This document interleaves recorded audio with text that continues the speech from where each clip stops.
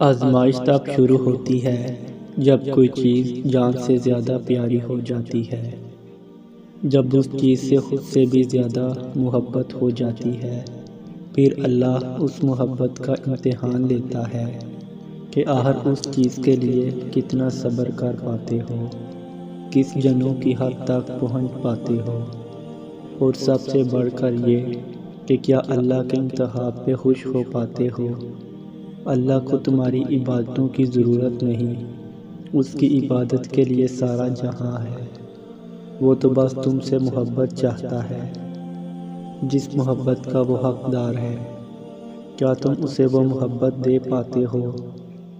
آزمائش مختصر ہوتی ہے، پھر وہ ہر چیز دگنی کر کے واپس کر دیتا ہے، مگر تم یہ بات سمجھنے میں بہت وقت لگا دیتے ہو۔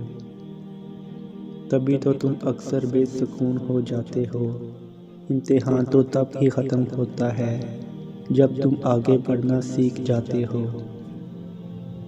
وہ کبھی تمہیں تکلیف میں مبتلا نہیں کرتا، اور نہ ہی وہ تمہیں تکلیف میں دیکھ سکتا ہے۔ اسی لیے جب تمہیں کوئی چیز ستانے لگتی ہے تو وہ اس کو تم سے دور کر دیتا ہے۔ جب تم خوشی کے ذریعے اس تک پہنچ نہیں پاتے تب وہ ایسے حالات پیدا کر دیتا ہے کہ تم اس کی طرف دوڑے چلے جاتے ہو۔ تمہیں بھلا اس سے محبت نہ ہو، مگر اس کو تم سے اتنی محبت ہے کہ وہ تمہیں خود سے دور جاتا ہوا نہیں دیکھ سکتا۔